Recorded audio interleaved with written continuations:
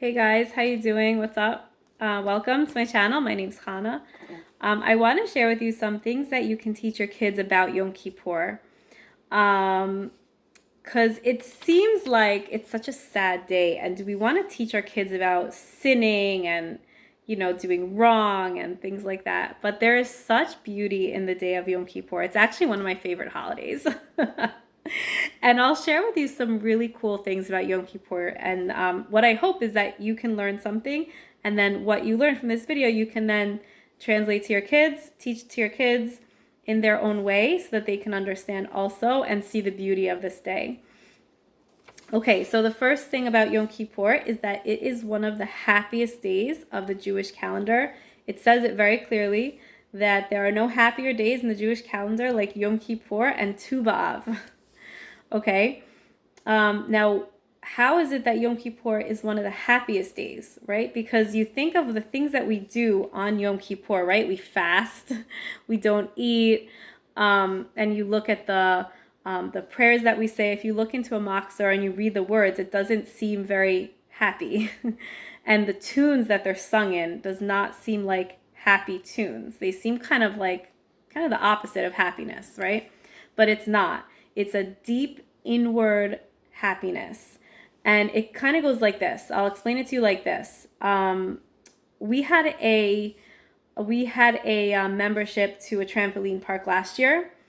Okay, and we would have a blast. We'd be there for hours, and it was so fun. We would bounce off the walls. My kids also, they would bounce off the walls, and it was so fun. We had a blast.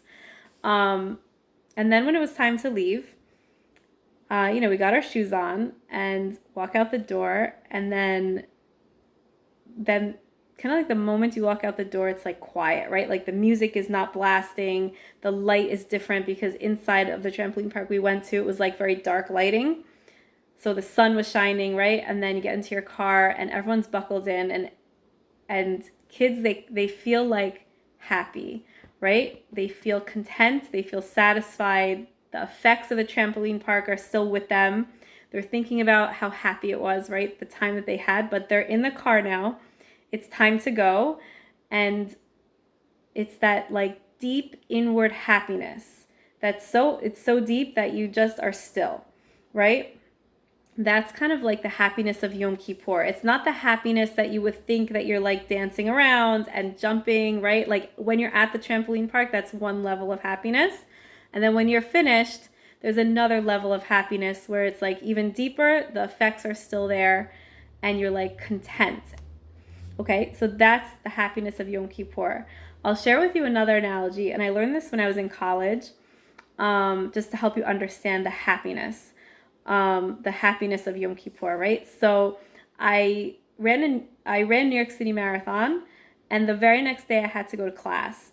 I could barely walk. I remember I was so sore. I could barely walk. I walked into class and I'm sitting there and I'm trying to understand and listen. And I did a good job.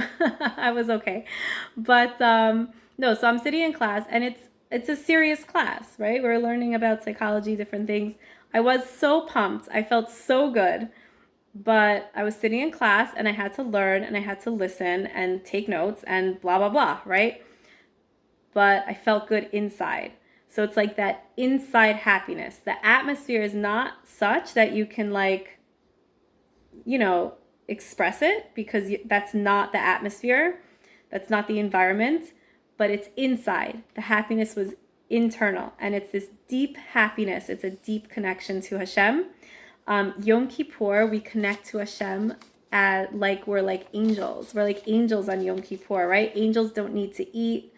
Angels don't need to drink. Let me see. And we stand in prayer all day in synagogue or at home, or at least I won't be because I have my children. I'm a mommy, I don't, but generally we stand in prayer on Yom Kippur, and that's because we're like ready to do Hashem's will. We're ready to do whatever Hashem wants. We love Hashem so much, and we're so connected to Hashem. It's the day that we are the most connected to Hashem.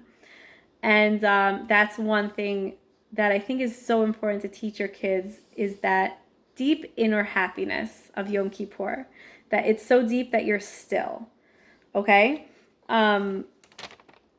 Okay, sorry, I don't have a way of editing my videos. I don't have a computer right now, so I'm just looking at my notes here. So you'll watch me look at my notes.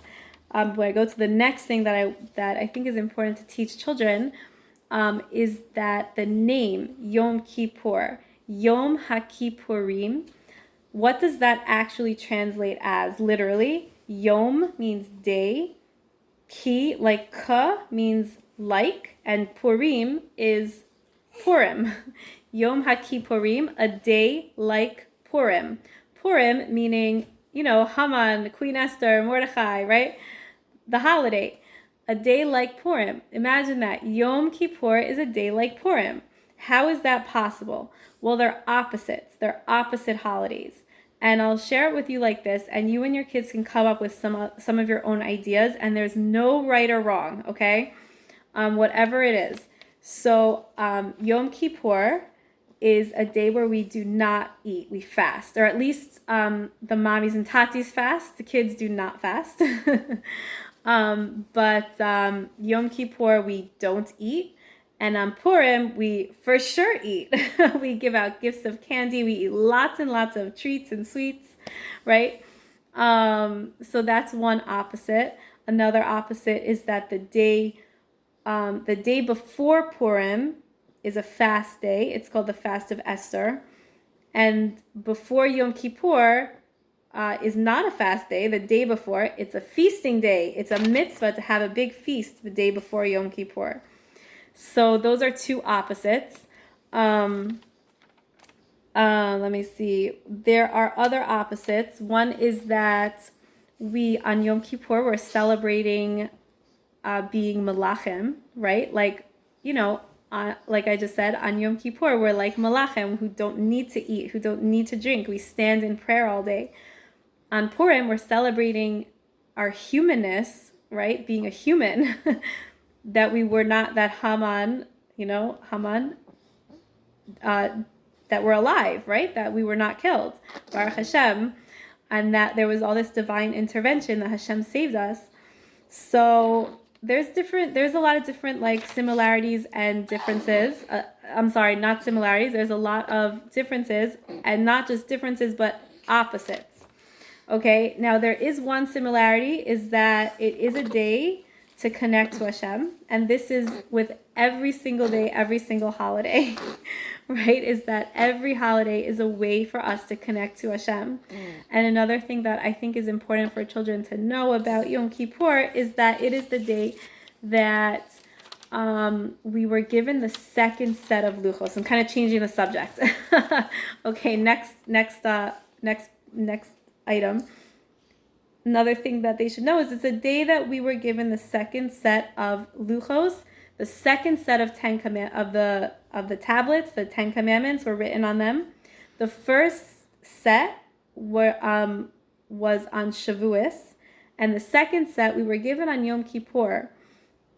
And that second set was higher than the first one. You would think like Shavuos would be the holiest day of the year, right? Because we were given the 10 Commandments, right? We stood at Mount Sinai. Every single Jew, all Jews, even Jews that were not Jewish yet, all the souls that were going to convert stood at Mount Sinai, right? We all heard the 10 Commandments from Hashem's voice. You would think we heard Hashem's voice. You would think that would be the holiest day of the year, but no, it's Yom Kippur. We were given the second set after we worshiped the golden calf, right? Which was the worst thing that we could do. Is it disconnected us from Hashem. Why was that such a sin? Is because sin, I'm using the word sin. I don't like the word sin, but why was it such a disconnect, I should say? Don't use the word sin with your kids. Okay. It was such a disconnect because, okay, hi. She woke up. Okay. Okay, so what was I saying? It was such a disconnect with Hashem to worship the golden calf, and this is the day that Hashem connected us back. We were connected back with Hashem. And you can do this with your kids. You can take a string or a piece of yarn or rope or something. Okay, it was like when we worshiped the golden calf. It was like, I'm so distracted. Okay, hi, gorgeous. It was like that string was cut. Like there's a string that connects us to Hashem, and that string was cut when that happened. And you can read the story together, okay? In some Parsha books. I could put some links below to some good ones, okay? And on Yom Kippur, when we got the second set, it was like that string was tied again. And you can tie a string with your kids, and you can see it's strong. If you double knot it, triple knot it, it was knotted up that it was not going to break, okay? And you knot it so much, you really can't. Ooh, okay, thank you. It was knotted so much that you really can't take a scissor and cut that knot again. You know what I'm saying? And it was stronger connection, and now the rope is shorter, and we're even closer to Hashem than we were before. Okay, so while we did get disconnected from Hashem, there is always that reconnection and even closer. And every year we have a day to be even closer to Hashem. And this is the day where we are the closest we'll ever be with Hashem until Mashiach comes. Okay, so that is some things that I wanted to share with you about Yom Kippur, and some ways and some things to tell over to your children that are important, or that I find important. Okay, so let me know what you think, and if this is helpful for you. And I wish you guys an easy, meaningful fast. Many blessings this year, lots of nachas, and many blessings. Take care. Bye bye.